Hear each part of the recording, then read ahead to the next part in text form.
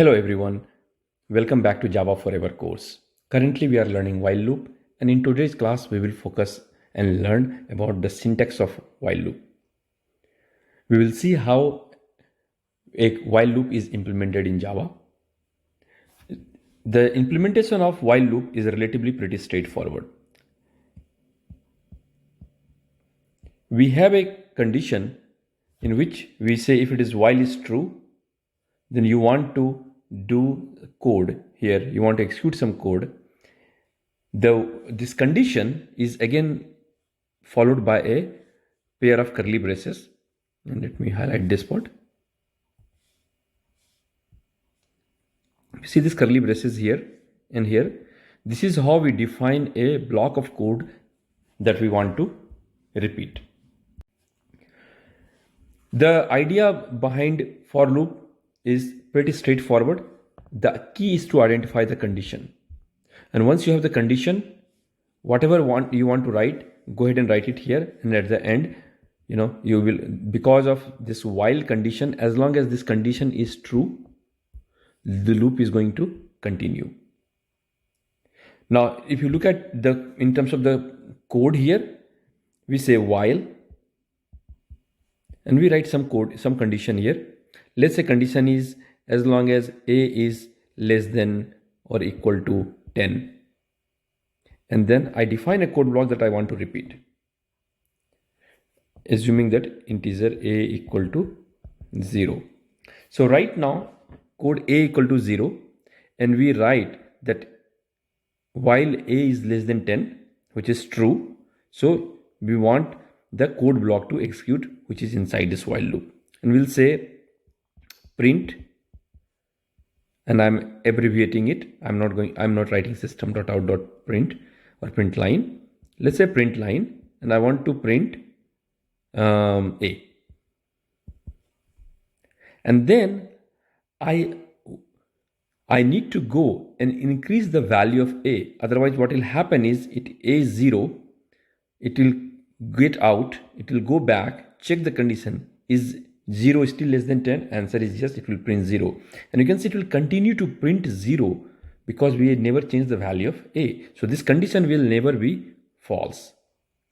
And this is the scenario which is referred in programming as infinite loop. We should, as a developer, we should be aware of this situation where a condition may never become false. If that's the case, we are writing an infinite loop. Your Java will continue to execute, your program will hang, and you will have to terminate your program or kill your program, or you may have to restart your computer.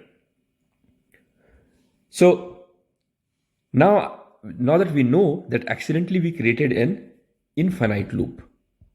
Remember, there are two types of loops, finite and infinite, and while loop is one of the finite loop.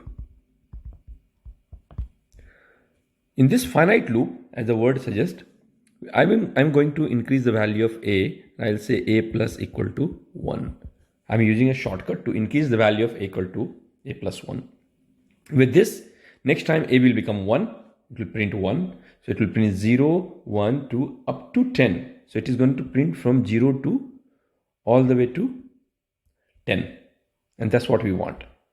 But look at the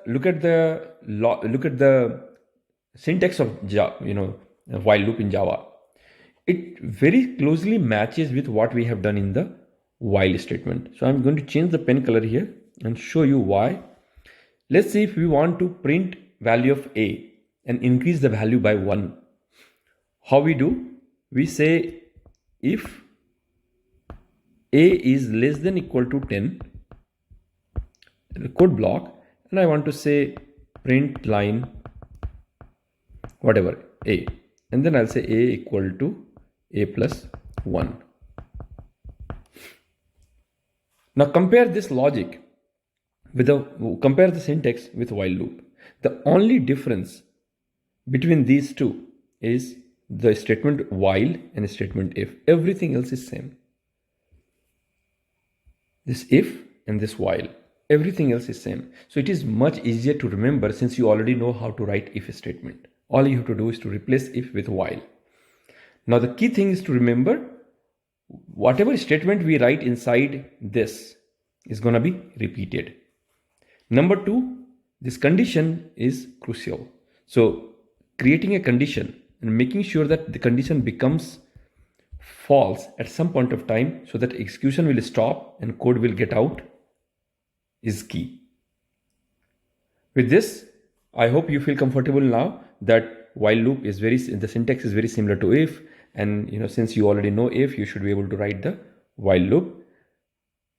I'll let you guys practice. I'll see you guys in the next class. Thank you. Thanks for watching. Do subscribe and press the bell icon for more videos.